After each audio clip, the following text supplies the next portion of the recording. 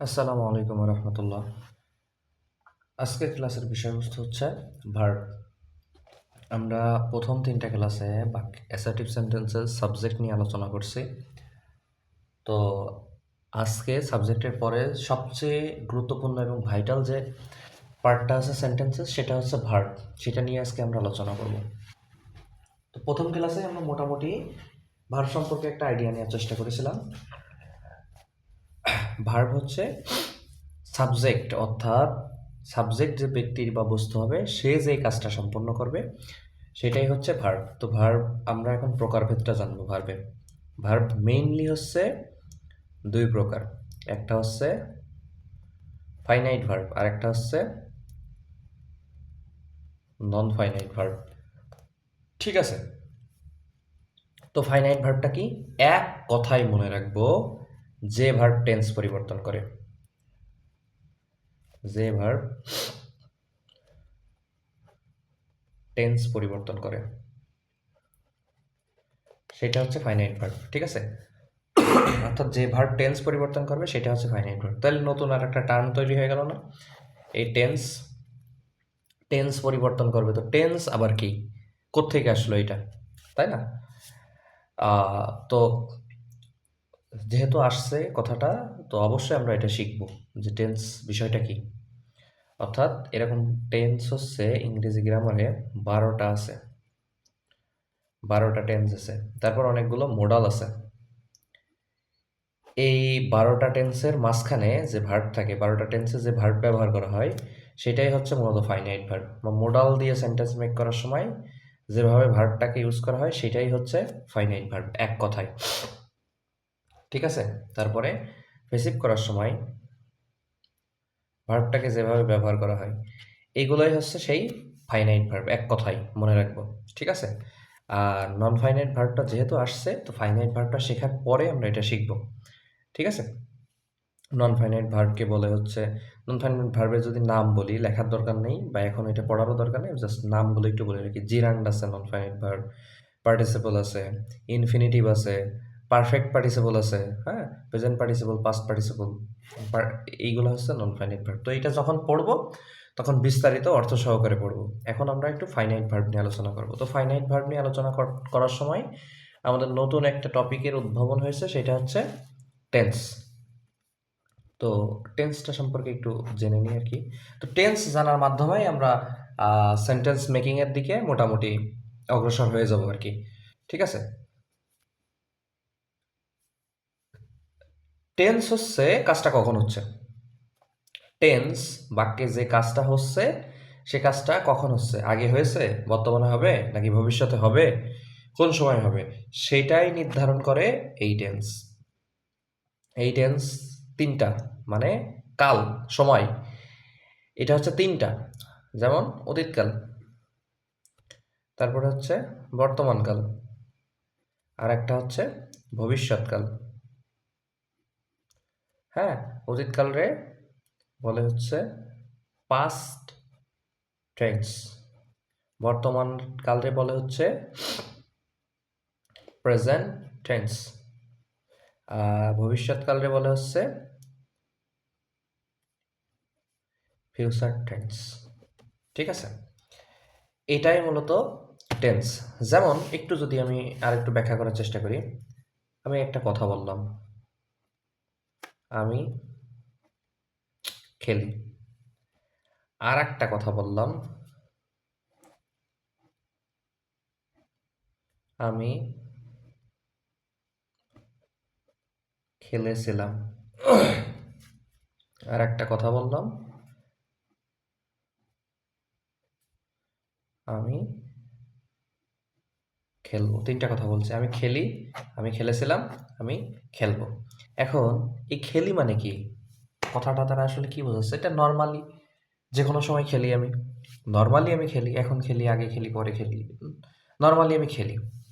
আমি খেলেছিলাম, তার মানে আমি অতীতকালে কোনো সময় খেলেছিলাম, আগে আগে খেলেছিলাম, তাই না? এটা তারা, তো আমি এটাই বুঝতেছি, আমি খেলেছিলাম, এটা তারা বোঝাচ্ছে যে আমি আগে খেলেছিলাম। আমি খেলবো, খেলবো মানে এখনো খেলেছি না, এখনো খেলিনি, আমি ভবিষ্যতে খেলবো। বুঝা গেছে? এই যে বাক্যগুলো বোঝাচ্ছি যে আগে খেলেছিলাম, বর্তমানে খেলেছিলাম, ভবিষ্যতে খেলবো। বাংলায় যেমন আমি আকার, একার, রস্বীকার দিয়ে প্রকাশ করতেছি, ইংরেজিতে এইটা প্রকাশ করতে গেলে টেন্সের মাধ্যমে প্রকাশ করতে হয়। এটাই হচ্ছে টেন্স। তো এখন আমরা একটু প্রেজেন্ট টেন্সটাকে দেখার চেষ্টা করি। প্রেজেন্ট টেন্সটা কেমন? প্রেজেন্ট টেন্স মানে হচ্ছে বর্তমান কাল। প্রত্যেকটা কালকে আবার ৪টা ভাগে ভাগ করা হয়েছে। প্রত্যেকটা কালের মধ্যে আবার ৪টা করে কাল আছে। যেমন প্রেজেন্ট টেন্সের মধ্যে ৪টা কাল হচ্ছে প্রেজেন্ট ইনডেফিনাইট,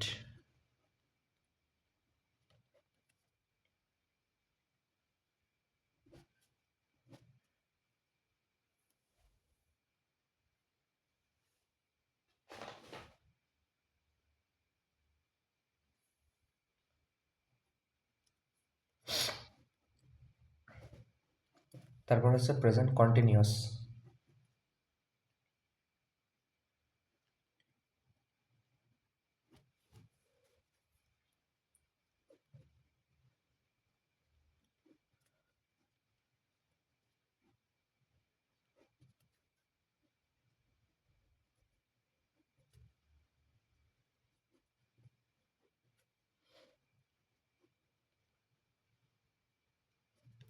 চারটা টেন্স। একটা হচ্ছে প্রেজেন্ট ইনডিফিনাইট, একটা হচ্ছে প্রেজেন্ট কন্টিনিউয়াস, একটা হচ্ছে প্রেজেন্ট পারফেক্ট, একটা হচ্ছে প্রেজেন্ট পারফেক্ট কন্টিনিউয়াস। ঠিক আছে? তো প্রেজেন্ট ইনডিফিনাইট টেন্স কি এইটা নিয়ে একটু আলোচনা করি। এখানে একটু দেখো, ইনডেফিনাইট মানে কি জানো? যা কোনো নির্দিষ্ট না, বর্তমান সময়ে যেটা নির্দিষ্ট না, যে এখন বা আগে পরে, বর্তমান সময়ের যে কোনো সময় হইতে পারে। তো যেমন আমি খেলি, খেলি মানে কি? স্পষ্ট করে বলে না আর কি। আমি খেলি মানে যে কোনো সময়, মাঝে মাঝে খেলতে পারি, যে কোনো সময় খেলতে পারি, কোনো নির্দিষ্ট না। সেটা হচ্ছে ইনডিফিনাইট। অর্থাৎ এক কথায় আমরা এইভাবে পড়ব যে কোনো কথা যদি আমি এমন বলি নিজের ক্ষেত্রে, করি, যাই, খাই, লিখি, পড়ি, বলি, ঠিক আছে? দেখি, শুনি, হুম, শিখি, তারপরে হচ্ছে তোমার আহ, অন্যদের ক্ষেত্রে এমন হইতে পারে, অন্যরা করে, অন্যরা যায়, খায়, হ্যাঁ, লেখে, পড়ে, বলে, শেখে, দেখে, ঠিক আছে? যা খুশি হইতে পারে। আবার ধরো কোনো সম্মানীয় লোকের ক্ষেত্রে এমন হইতে পারে ব্যাপারটা যে করেন, হ্যাঁ, যান, খান, লেখেন, পড়েন, বলেন, শোনেন, শেখেন, ঠিক আছে, লেখেন, এমন যদি কোনো কথা থাকে তবে সেইটা হবে প্রেজেন্ট ইনডিফিনাইট টেন্স। ঠিক আছে? আচ্ছা, তো প্রেজেন্ট ইনডিফিনাইট টেন্সের গঠনটা কেমন হয়? বাংলায় যেমন আমি আকার, একার, রস্বীকার দিয়ে আমি এই কথাটা প্রকাশ করতেছি, আমি খেলি, খেলে, আকার, একার, রস্বীকার দিয়ে প্রকাশ করতেছি। কিন্তু ইংরেজিতে ব্যাপারটা এমন না। ইংরেজিতে কিছু স্ট্রাকচার আছে, সেই স্ট্রাকচারের মাধ্যমে এগুলোকে প্রকাশ করতে হয়, কারণ ইংরেজিতে আমরা জানি কোনো এমন আকার, একার, রস্বীকার নাই। তো এই কারণে সেই স্ট্রাকচারের মাধ্যমে এটা প্রকাশ করতে হয়। যেমন আহ, এর স্ট্রাকচারটা অবশ্যই প্রথমে সাবজেক্ট ছিল, তারপরে ভার্বের প্রেজেন্ট ফর্ম, প্রেজেন্ট ফর্ম। এখানে একটা কথা আছে, এস বা ইএস, এই ব্যাপারটা থাকতে পারে। সাবজেক্ট থাকবে, তারপরে ভার্বের প্রেজেন্ট ফর্ম থাকবে, যেটাকে আমরা ভিয়ন বলি সাধারণত। ভার্ব ওয়ান, ভার্বের এক নাম। ভার্বের 3টা ফর্ম আছে। তোমাদের বইয়ে অবশ্যই দেখবা যে ভার্বের যে চ্যাপ্টারটা আছে, ওই ভার্বের চ্যাপ্টারে কিছু ভার্ব আছে। সেই ভার্বের 3টা করে ফর্ম আছে, 3টা করে ফর্ম। একটা হচ্ছে প্রেজেন্ট ফর্ম, একটা হচ্ছে পাস্ট ফর্ম, একটা হচ্ছে পাস্ট পার্টিসিপল ফর্ম। এরকম 3টা করে ফর্ম আছে। যেমন যাই, গিয়েছিলাম, যাই প্রেজেন্ট ফর্ম, গিয়েছিলাম পাস্ট ফর্ম। আর গম, যাওয়া হয়েছিল, এমন অর্থ সহকারে কিছু ভার্ব আছে। অবশ্যই তোমাদেরকে এই ভার্বগুলো মুখস্থ করতে হবে। তাহলে একটু যদি দেখার চেষ্টা, একটু যদি সহজ করে বলি, তাহলে এই সেন্টেন্সের স্ট্রাকচারটা হচ্ছে subject plus verb one. Subject সবগুলাই থাকবে, আমাদের সাবজেক্টটা মনে রাখার দরকার নাই।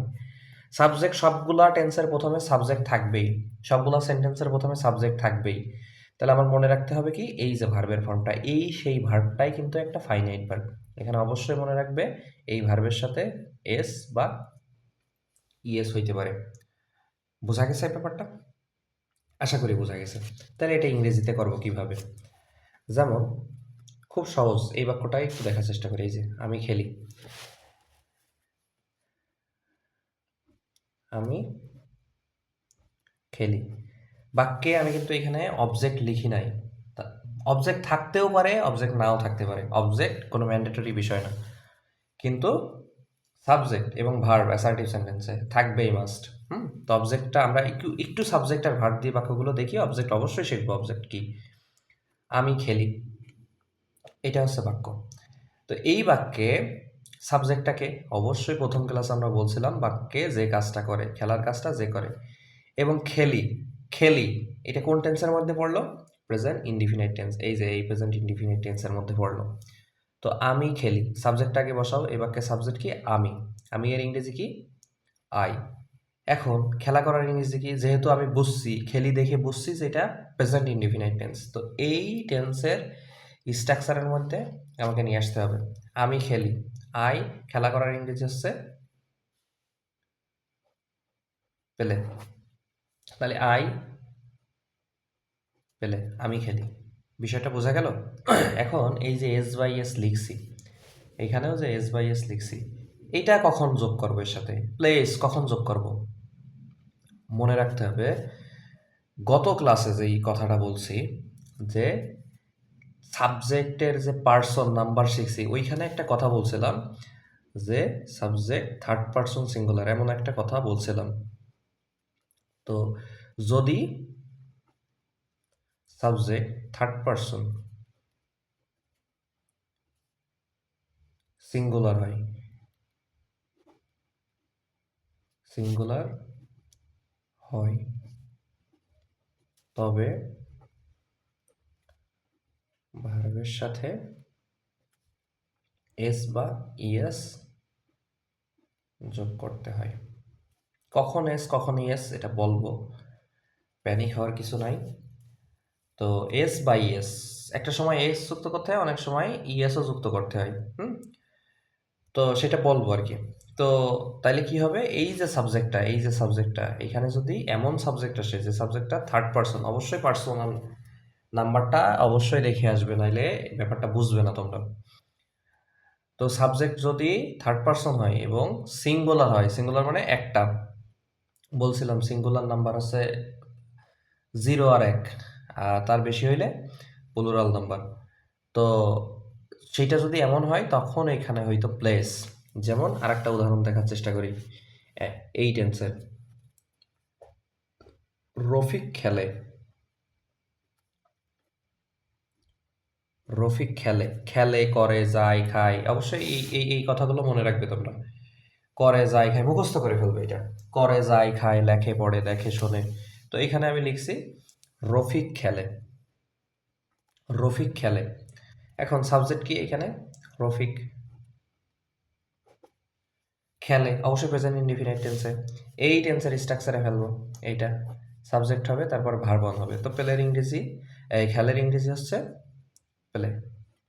এখন দেখো এখানে কথা আছে, রফিক কোন পার্সন? অবশ্যই তোমরা গত ক্লাসের পার্সনটা ভালো মতো বুঝেছো, তাহলে যদি বুঝে থাকো তাহলে বলতে পারবো আই, উই ফার্স্ট পার্সন, তাই না? You second person. রফিক কোন পার্সন? Third person. এখন রফিক বলতে কি তুমি একজনকে বোঝো নাকি একের অধিক ব্যক্তি? অবশ্যই একজনকে বোঝো, তাহলে এখানে প্লেস, রফিক প্লেস, রফিক খেলে। এখন যদি বলি আর একটা বাক্য, তারা খেলে, তারা ইংরেজি কি? দে। খেলে, খেলে দেখে বুঝলাম যে প্রেজেন্ট ইনডিফিনিট টেন্স। যখন আরেকটা টেন্স পড়বো, যখন কন্টিনিউয়াস পড়বো, তখন এই টেন্সটা আইডেন্টিফাই আর একটু ভালো মতো দেখবো। এখন তো যা লিখবো সবই প্রেজেন্ট ইনডিফিনিট টেন্সে, তাই না? তো তারা খেলে, দে প্লে। এখন এখানে এস বাই এস লাগাবো কিনা?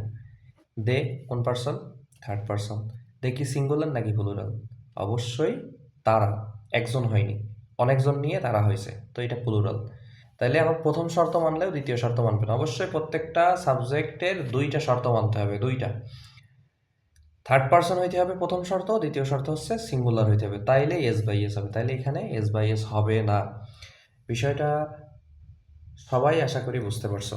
তারপরে আমি একটু দেখি, আমি শিখি, আমি শিখি, আমি শিখি। আমরা অবশ্যই সাবজেক্টগুলো ভিন্ন ভিন্ন সাবজেক্ট নেওয়ার চেষ্টা করব। আমি শিখি, আই শেখার ইংরেজি লার্ন, ভার্বের টু 2 নম্বর হচ্ছে লার্নড, লার্ন 3 নম্বরও হচ্ছে লার্নড, 1 নাম্বার 2 নাম্বার 3 নাম্বার। ভার্বের এই যে 3টে ফর্ম, এগুলো অবশ্যই মুখস্থ করতে হবে, মুখস্থ করার বিকল্প নাই। অবশ্যই অর্থ সহকারে মুখস্থ করতে হবে। অর্থ সহকারে মুখস্থ না করে আসলে কোনো লাভ নাই। তো আমি শিখি, আই লার্ন। এখন এই সেন্টেন্সটা একটু সাবজেক্ট চেঞ্জ করে লেখার চেষ্টা করি। আমার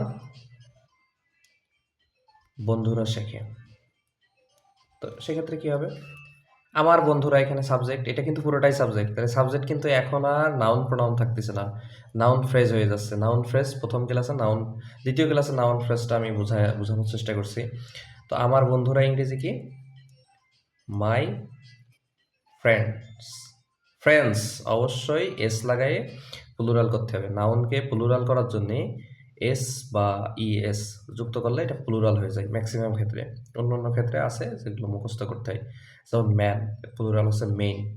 তো মাই ফ্রেন্ডস আমার বন্ধুরা শেখার ইংরেজি কি? লার্ন। এখন এখানে আমি এস বাই এস যুক্ত করবো না, যুক্ত করবো কিনা, আমার বন্ধুরা, আমার বন্ধুরা অবশ্যই থার্ড পারসন, কিন্তু সিঙ্গুলার না, সিঙ্গুলার না, প্লুরাল, তাই না? তো এইভাবে আরও সাবজেক্ট চেঞ্জ করে করে আমি করতে পারি, যে সাবজেক্ট চেঞ্জ করে করে আমি নতুন নতুন বাক্য তৈরি করতে পারি।